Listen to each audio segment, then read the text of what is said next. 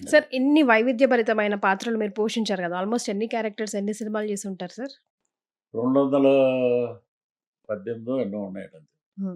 So, ఇన్ని క్యారెక్టర్స్‌లో all time favourite పాత్ర మీది ఏది? ఎందుకు? అండ్ ఈ సినిమాలో ఈ పాత్ర చేయకుండా ఉండుంటే బావుండేది. అనవసరంగా చేశానురా అనుకున్నారా?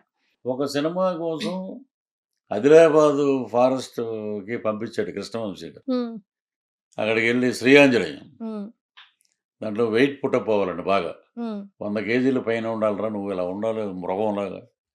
ఏంటో ఆయన చెప్పటం గురువుగారు మనకి మన డైరెక్టరు, ఒక్కో డైరెక్టర్ నేనెళ్ళి అక్కడికెళ్ళి మొత్తం వాళ్ళు చేసే మేనరిజాలన్నీ ఎలాగా వాడు మంత్రాలు చేస్తాడు. అసలు ఒరిజినల్‌గా మంత్రగాడు హ్మ్. అంత పర్సనాలిటీలో ఉండరండి. ఉండరు. మన 'ధనరాజ్' ఆర్టిస్ట్ ఉన్నాడు చూసారా? హ్మ్. అలా ఉంటారు. హ్మ్. ఏదో ట్రాన్స్‌లో ఉంటాడు. ఏదో ఇలాగా అనుకుంటూ ఉంటారన్నమాట. గట్టిగా గాలేస్తే ఊడిపోయేటట్టు. ఆ! వాళ్ళ దగ్గర ఎక్కువ సేపు కూర్చున్న డేంజరే. హ్మ్. నేనప్పటికి ఆంజనేయ స్వామి డాలర్ కట్టుకొని వెళ్ళమన్నారు అందరూ. హ్మ్. అలా వెళ్ళి 2, 3 సార్లు చూసి వాడేంటంటే ఎక్కువ నైట్‌లు మెలకువగా ఉంటారండి. హ్మ్. డేలో నిద్రపోతుంటాడు. హ్మ్. అదే కాన్సెప్ట్ దీంట్లో పెట్టాడాయన. అచ్చా! వీడు ఏదడిగినా కూడా ఇలాగా ఇలా ఇలా ఉండి అప్పుడు కళ్ళు ఇలా ఓపెన్ చేస్తాడు. హ్మ్. నాకైతే సినిమా బ్రహ్మాండమైన పేరొచ్చిందండి. సినిమా చూస్తున్నాం తిరుపతిలో. హ్మ్. తిరుపతిలో ఫస్ట్ డే. ఫుల్ అయిపోయి ఉన్నారు జనం. నేనొచ్చి గుమ్మం దగ్గర నిలబడ్డా. హ్మ్. ఈళ్ళు లోపలికొస్తారనమాట. ఒక సీట్ ఉంది కూర్చోండి సార్ అన్నారు. ఫ్యామిలీ ఎవరో. వాళ్ళ ఎనకాలే నేనున్నా. చిన్న పిల్లోడున్నాడు. హ్మ్. అక్కడ కరెక్ట్‌గా మాంత్రికుడు రాగానే వాడు ఎనకాల నా ఎనకాల తిరిగి చూసి గొల్లుమని ఏడుస్తున్నాడు. అప్పుడు పక్కన ఉండి సార్ మీరు ఒక పని చేయండి సార్ డిస్టర్బ్ అవుతుంది. వాడు ఏడుస్తాడు. మీరు కొంచెం బయటికెళ్తే బావుంటది. నేననుకున్నా అబ్బా! మన క్యారెక్టర్ సాటిస్ఫై అయింది మరే. అని చెప్పి వర్క్ ఆ! సాటిస్ఫాక్షన్. ఓకే అనుకున్నామండి. తర్వాత సినిమా అది అనుకోని విధంగా రకరకాల పడీలేసి ఏదో యావరేజు పెద్ద హిట్ అనుకున్నది అలా అయిపోయింది. హ్మ్.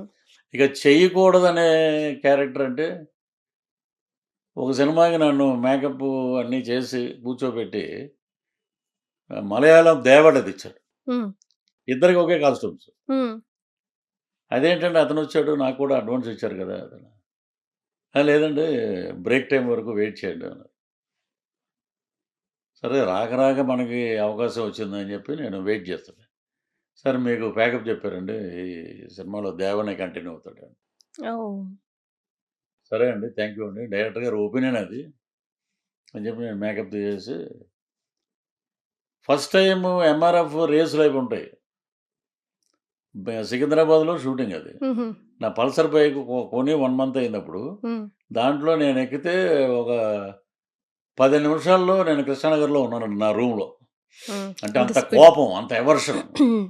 నెక్స్ట్ డే ఫోన్ చేశారు మళ్ళీ. హ్మ్. "దేవా నువ్వు సూట్ అవ్వట్లేదండి. మిమ్మల్నే రమ్మన్నారండి." హ్మ్. నేను చేయనండి. చేయననేసారు. నేను చేయను. హ్మ్. నాకు ఆ డైరెక్టర్ నచ్చలేదండి. నేను చేయనండి. హ్మ్. అలాగా. ఒకటి వచ్చింది కూడా వద్దనుకున్నాను. ఇది ప్రేమించిన క్యారెక్టరు. హ్మ్. ఇది పెద్దగా ఆడకపోతే అక్కడ ఒక డిసప్పాయింట్‌మెంట్. హ్మ్. అలా జరిగింది. ఇంకా ఇలాంటి పాత్రయితే బావుంటది. ఇలాంటి పాత్ర నేను చేస్తే బావుంటది. నేను చేయాలనుకుంటున్నాను. అలాంటి పాత్ర ఏదైనా మీ మైండ్‌లో ఉందా? అది ఉందండి. ఎప్పటినుంచో ఉంది. నేను వేలు గారు బతికున్నప్పుడు కూడా నేను అదే చెప్పేవాడిని. హ్మ్. సుత్తివేలు గారు ఒక క్యారెక్టర్ చేశారు. ఫ్రస్ట్రేటెడ్ కానిస్టేబుల్ ఆ! 'ప్రతిఘటన' సినిమా. హ్మ్. దాంట్లో అద్భుతమైన వేషం ఆయనది. ఇప్పుడు మెంటల్ అయిపోయి వైజాగ్ రోడ్ల మీద ట్రాఫిక్ కంట్రోల్ చేస్తుంటాడు. అందరిని ఇలా ఎళ్ళండి, అలా ఎళ్ళండి అని. కనపడినోళ్ళందరినీ నీ క్యారెక్టర్ ఇలాంటిది అని అలాగ మాట్లాడుతా ఉంటది ఆ క్యారెక్టర్. పిచ్చోడు. హ్మ్. వాడే రివెంజ్ తీసుకుంటాడు లాస్ట్‌లో. హ్మ్. అది నాకు బాగా నచ్చిన వేషం. అదే అలాంటి సినిమాని నాయకుళ్ళు ఆ ట్రాక్‌ని కొంచెం మార్చి పెట్టారు. హ్మ్. వాడు ఎప్పుడు పక్కనే ఉంటాడు. కమల్ హాసన్ పక్కనే. బాబా మేరా బాబా మర్ గయా అంటుంటాడు. హ్మ్. హ్మ్. హ్మ్. ఏం అవునండి. తెలియనట్టు ఉంటాడు. ఆ సమన్ చిన్నప్పుడు అలాగే ఉన్నాడు. పెద్దయ్యాక కూడా అలాంటి క్యారెక్టర్‌నే పెట్టారు దాంట్లో. హ్మ్. వాడే కాల్చేస్తాడు. హ్మ్. అది ఇన్నోసెన్స్ ఉండి, ఒక తెలియనితనం, ఒక పిచ్చితనంగా ఉండి, హ్మ్. అలాంటి క్యారెక్టర్ వస్తే నేను చేస్తానండి. సో, అలాంటి వాటి కోసం మీరు వెయిటింగ్.